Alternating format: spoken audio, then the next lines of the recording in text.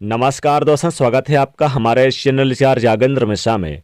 दोस्तों, अगर आप अपनी लाइफ में कुछ नया सीखना चाहते हैं तो इस चैनल को सब्सक्राइब जरूर करिएगा। 14 दिसंबर बना अद्भुत दुर्लभ महासंयोग, मोक्षदा एकादशी। गाय को खिला दें ये एक छोटी सी चीज, रोड़पति से करोड़पति होने से कोई नहीं रोक सकता। दोस्तों, मार्गशीर्ष मास के शुक्ल पक्षी एकादशी को मोक्षदा एकादशी के नाम से जाना जाता है। जो भक्त मोक्षदा एकादशी में व्रत का पालन करते हैं वो मोक्ष की प्राप्ति उन्हें होती है और जन्म मरण के निरंतर चक्र से भी मुक्ति पा जाते हैं। मोक्षदा का अर्थ होता है मोक्ष प्रदान करने वाली, अर्थात मोक्षदा एकादशी यानी कि मोक्ष प्रदान करने वाली एकादशी। इस एकादशी का व्रत करने से व्यक्ति अंत समय में मोक्ष को प्राप्त होता है। आप इस एकादशी के पुण्य का लाभ अपने पितरों को भी अर्पित कर सकते हैं। ऐसा करने से पितरों की आत्मा को शांति मिलती है और उनका आशीर्वाद भी प्राप्त होता है। मार्गशीर्ष मास के शुक्ल पक्षी एकादशी के दिन भगवान श्री कृष्ण जी ने कुरुक्षेत्र में अर्जुन को गीता का उपदेश दिया था। इसीलिए इस एकादशी को गीता जयंती के नाम से भी, गीता के रूप में भी मनाया जाता है। वैसे तो साल भर में पड़ने वाली सभी एकादशी व्रत का अपना अलग अलग महत्व होता है और एकादशी व्रत भगवान श्री हरि को समर्पित होती है, लेकिन मोक्षदा एकादशी के दिन भगवान श्री कृष्ण जी की पूजा विशेष रूप से करनी चाहिए। जो भी भक्त मोक्ष प्राप्ति की कामना रखना चाहते हैं या फिर पापों का नाश करना चाहते हैं, उन्हें मोक्षदा एकादशी के दिन विधि विधान से पूजा भगवान विष्णु जी की करना चाहिए। साथ ही माता लक्ष्मी जी की भी पूजा करें। अगर संभव हो तो आज के दिन पूजा करने के साथ साथ एकादशी व्रत का भी जरूर पालन करें और एकादशी व्रत भी रखना चाहिए। मान्यता है कि इस दिन व्रत रखने से पूर्वजों के लिए स्वर्ग के द्वार खुल जाते हैं। हिंदू धर्म में माना जाता है कि मोक्ष प्राप्ति किए बिना मनुष्य को बार बार इस संसार में जन्म लेना पड़ता है और सनातन धर्म में हर कोई मोक्ष प्राप्ति की कामना करता है। इसलिए विधि विधान से पूजा करके भगवान श्री हरि और माँ लक्ष्मी जी के साथ साथ इस दिन भगवान श्री कृष्ण जी की भी पूजा करनी चाहिए। इस दिन भगवत गीता का पाठ करना बहुत ही श्रेष्ठ माना गया है। एकादशी तिथि प्रारंभ हो रही है 13 दिसंबर की रात्र 9:34 से, जिसकी समाप्ति होगी 14 दिसंबर की रात्र 11:36 पे। और एकादशी का यानी एकादशी व्रत उदया तिथि पर करनी चाहिए। साथ ही उदया तिथि है 14 दिसंबर को।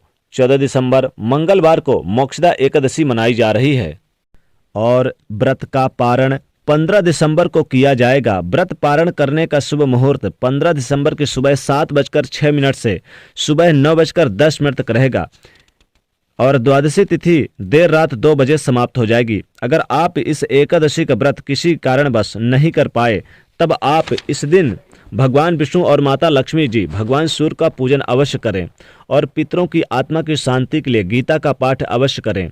साथ ही दोस्तों, इस एकादशी पर, क्योंकि यह एकादशी मोक्षदा एकादशी बहुत ही पुण्य और फलकारी है, इस एकादशी पर आप भगवान श्री विष्णु और माता लक्ष्मी जी की पूरे विधि विधान से पूजा करें।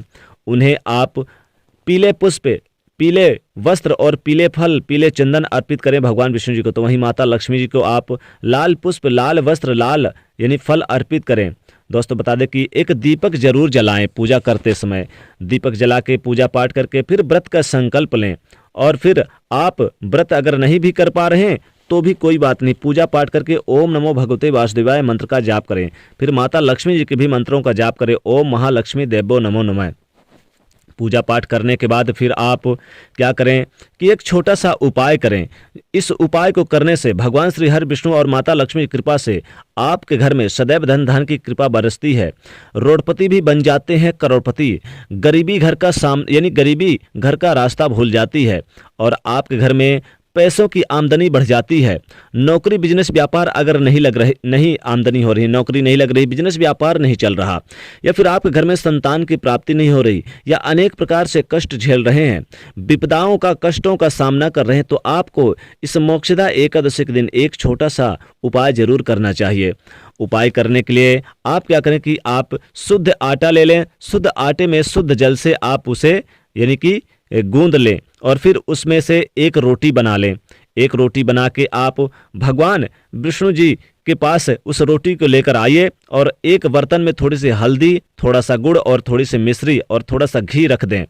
दोस्तों याद रखिएगा, मोक्षदा एकादशी हो या कोई भी एकादशी हो, एकादशी के दिन भगवान विष्णु को तुलसी का भोग जरूर लगाना चाहिए। तुलसी का भोग बहुत ही प्रिय होता है। तुलसी के भोग के बिना भगवान विष्णु जी भोग स्वीकार नहीं करते हैं। इस दिन पंचामृत का भी भोग लगाएं।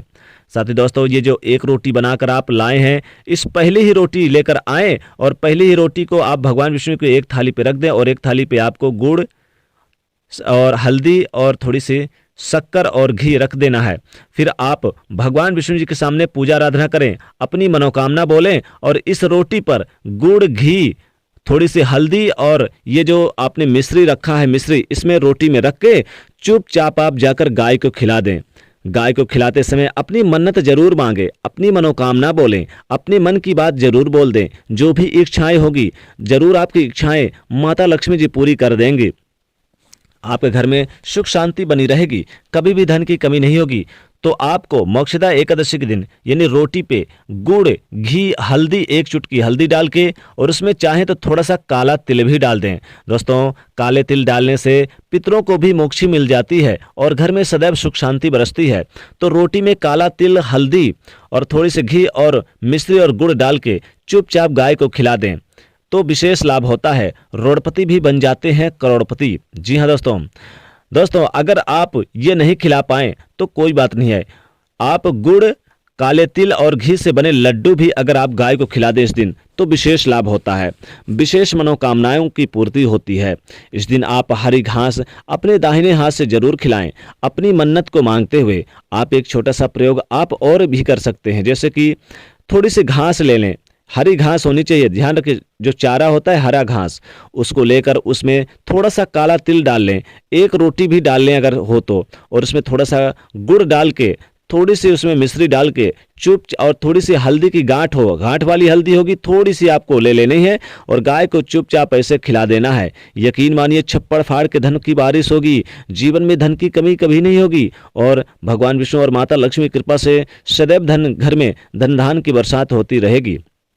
गरीबी भूल जाएगी, कोसों दूर आपके घर का रास्ता, और आप यानी कि खूब जीवन में धन धान की बरकत करेंगे। आमदनी के स्रोत बढ़ जाएंगे, आमदनी के स्रोत आपके घर में सदैव बने रहेंगे। जीवन में सुख शांति की बारिश होगी, माँ लक्ष्मी की कृपा से घर में सुख शांति बनी रहेगी। दोस्तों, आप चाहें तो इस दिन आप गाय को साधारण यानी कि पहली रोटी अगर आपने नहीं भी खिला पाए, देखिए वैसे तो पहली रोटी गाय के लिए ही बनती है, अगर आप नहीं खिलाएं तो बीच की कोई भी रोटी आप खिला सकते हैं। अंतिम रोटी को छोड़कर कोई भी रोटी खिलाएं, लेकिन रोटी में गुड़, काला तिल, हल्दी और थोड़ी सी मिश्री, घी डाल के जरूर खिलाएं तो विशेष लाभ होता है। तो दोस्तों, ये छोटा सा प्रयोग जरूर करें मोक्षदा एकादशी के दिन। दोस्तों, वीडियो को लाइक करें, ज़्यादा से ज़्यादा शेयर करें और चैनल को सब्सक्राइब भी करें। जय माँ लक्ष्मी।